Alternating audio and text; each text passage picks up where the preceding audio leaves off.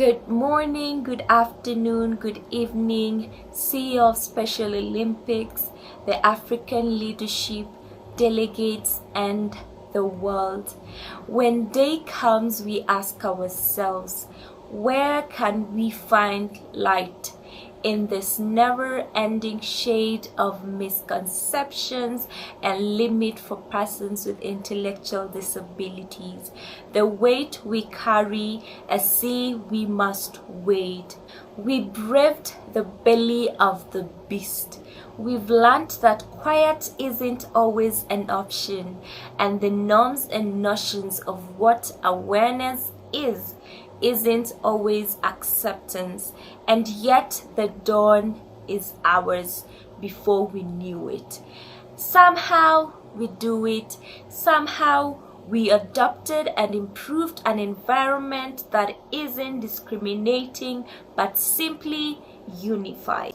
We, the successes of persons with intellectual disabilities, and a time where athletes are offered sports teams that blend people with and without intellectual disabilities, that is encouraging sports and fun while also connecting people and helping them learn more about each other.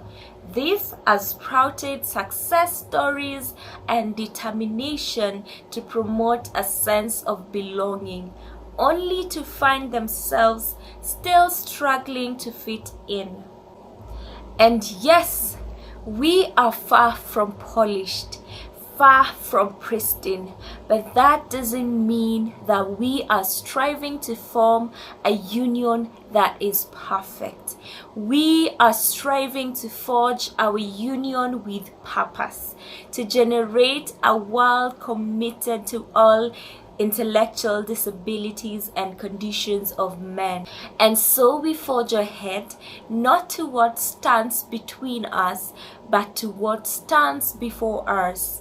We strive for inclusion because our athletes find joy, confidence, and fulfillment on the playing field and in life. We lay down our arms so we can reach out our arms to one another.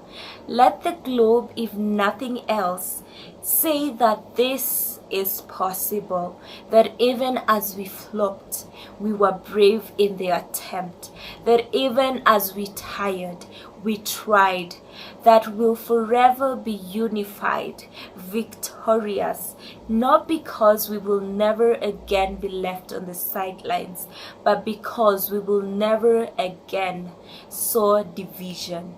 Scripture tells us to envision that everyone shall sit under their own vine and fig tree, and no one shall make them afraid.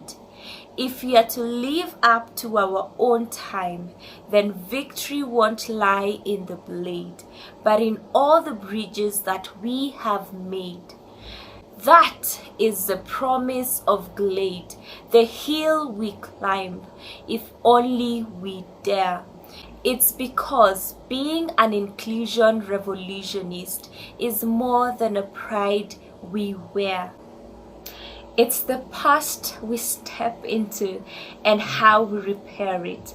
We've seen a force that would limit our athletes rather than embrace them, and this effort very nearly succeeded. But while acceptance can be periodically delayed, it can never be permanently defeated. We did not feel prepared to wear the shoes of Eunice Kennedy Shriver, but within it, we found the power to author a new chapter, to offer our hope and laughter to our athletes. So while once we asked, how could we possibly prevail over tribulation? Now we assert, how could tribulations possibly prevail over us? We will not march back to what was, but move to what shall be, a world that is ignorant but accepting, benevolent but bold, fierce and free. We will not be turned around because we know our vision and goal will be the inheritance of the next generation. We will build, create, and promote inclusion over the world. And every known nook, our people, diverse and beautiful, will emerge battered and beautiful. When day comes, we step out of the shade of flame and unafraid. The new dawn balloons as we free it. For there is always light if only we are brave enough to see it. If only we are brave enough to be it.